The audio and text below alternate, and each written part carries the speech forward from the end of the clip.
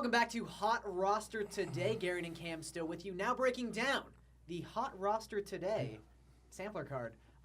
This will be available, Cam, tonight on HotRoster.com. So if anyone wants to play this card, possibly feel like they're part of this lovely bromance that we have a brewing, they can do that up on HotRoster.com. And again, you can play that on your computer, on your iPhone, on your Android.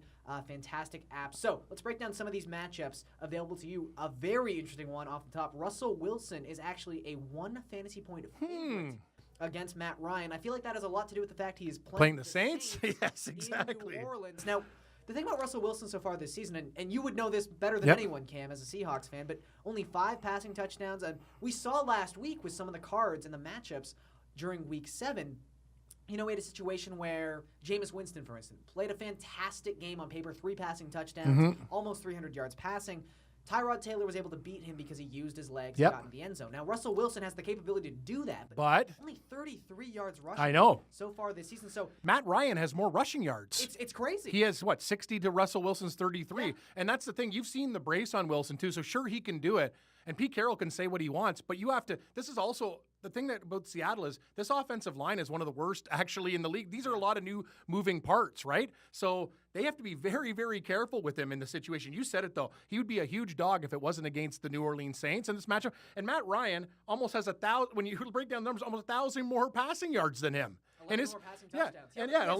11 more passing touchdowns. That's what I'm saying. He's got 16 touchdowns to his 5. I know the matchup is we got Green Bay, but you can't run on Green Bay. You can throw on them, though, can't you, Garion? You can. I mean, Sam Shields is now on the IR. His concussion has proven to be a huge detriment to the Packers' secondary. It's a good matchup for Seattle, but you know what? I got to go with Matt Ryan. Yeah, and I think I'm going to have to follow you on this one because, look, Russell Wilson – maybe if this was the first time he'd gotten a great matchup this season, I'd be a little more inclined. When we talk about Wilson versus Ryan, that physically happened a couple weeks back. He had a great matchup in Seattle against those Falcons and just underperformed. Did nothing. Great deal. So I'm going to have to take Matt Ryan. And we talk about sort of the offenses that surround these guys. 3.7 touchdowns per game for the Falcons, 1.8 for the Seahawks. Good points. That's not a offensive environment for Russell Wilson. David Johnson against the Carolina Panthers, against DeMarco Murray, playing tomorrow night on Thursday against the Jacksonville Jaguars. DeMarco Murray is a half-point underdog in this matchup. My favorite stat of the week, Cam,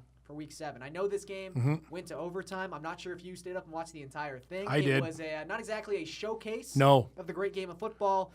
87 snaps for David Johnson. We came into this season, and, everyone wanted to look at that last little stretch he had towards the end of last year and say, okay, but, Seg2 is going to be more involved. Maybe Ellington gets some touches. It is David Johnson's world. We are living in it. Yep. But Murray, too, has the monopoly in that backfield. I mean, you said it. It's a tough one. You got 139 carries for Murray and 146 for Johnson. These guys are beasts. Feed them more. And the thing about Johnson is, you said it. There's no other option. He will carry the rock. He will carry the load. It's against the Carolina Panthers. We watched our buddy little Jaquiz Rogers carve up this Carolina Pussycat D. They didn't look like Panthers to me. They look like house cats. So I'm going to tell you something. Johnson will get fed often. I know the Jacksonville Jaguars, they're a team, what do you say, rundy, middle of the pack, Arian. It's not brutal. Murray will get his, but Johnson, more touches, more explosive. I think it's still a great matchup. I got to go with DJ. He's the man. And I think sort of how we went to that last matchup with just the fact that the Falcons' offense was so much more explosive than the Seahawks' offense. It's the same thing here. Arizona's offense is a lot better than Tennessee. Johnson's numbers, 157, 2 touchdowns, 111, 3 touchdowns, 113. He's unstoppable. Yes, you said it. And he leads running backs in not only carries, but targets as well. And the thing about his targets, we talk about these close matchups, and sometimes you have to find the little tiny things that differentiate these guys.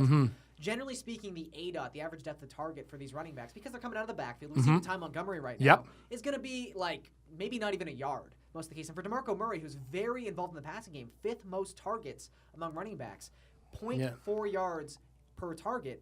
David Johnson's up at 4.5 yards because he sometimes lines up as a receiver. Exactly. So even when they do get the other Johnson in the game to run some plays, David Johnson's still in there, lined up in the slot. He is so utilized in this offense. I can't not pick David Johnson.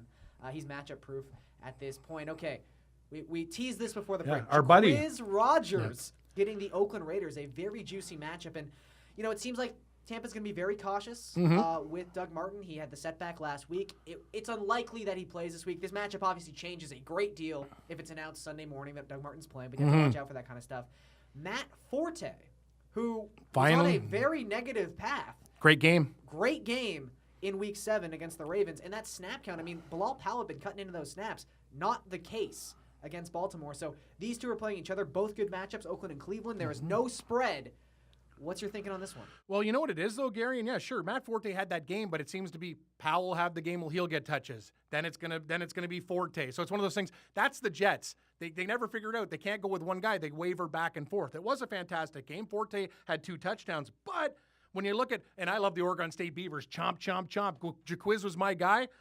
56 carries in the last 2. Yeah. They are feeding him. It is absolutely insane, the touches that he's getting. So by simple volume, Garion, and question marks, even though Forte, I think, will continue to go on an upward trend and get more, I got to go with Rodgers. That's insane. He is touching the ball so much, and he's doing pretty well doing it. And I know it would seem like between these two teams, the one that would be more inclined to lean on their running game would be the Jets. Yes. They've had that turmoil at their quarterback situation the past week and a half. But Tampa Bay, right before their bye week and right before that Monday night game against the Panthers we talked about, they made a very clear shift in their offense. They do not want Jameis being at the reins for the majority of these plays. The last 3 weeks, Tampa Bay is the 5th lowest pass rating in football, and last week in San Francisco, just 44% of the time they threw the ball. This is Jaquiz Rodgers' rock to carry a lot in this contest. Okay, before we get out of here, one more matchup. Allen Robinson against DeAndre Hopkins. Hopkins is a half-point underdog. These two guys have been two of the most disappointing wide receivers in football, Cam. You have to take one, though, this week. That's what I said, the battle of underperformers. And